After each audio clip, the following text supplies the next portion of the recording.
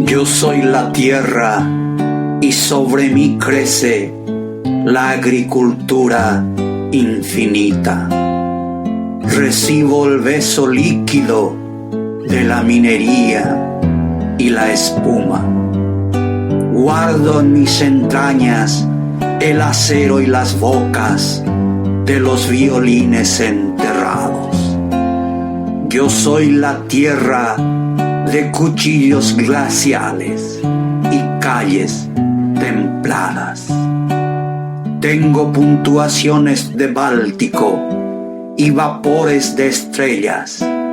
Mi suelo abraza el diluvio de la alegría que cae como embarcaciones desgarradoras.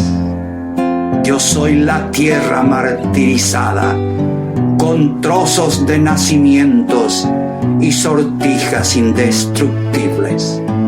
Tengo polos de ámbar y líneas enredadas en mi cintura.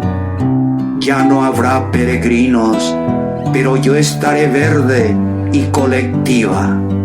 Yo soy la tierra generosa que recibe con orgullo los labios proféticos y el hierro majestuoso. Gota de aire y viento roza mis curvas erizadas. Las aguas me cruzan como agujas, dejándome fragmentos. Yo soy la tierra desde el principio, provista de elementos amarillos y con decoraciones de oxígeno. En fin, yo soy la tierra, mojada de sueños y salivas, tierra de abundantes cereales y violenta frescura.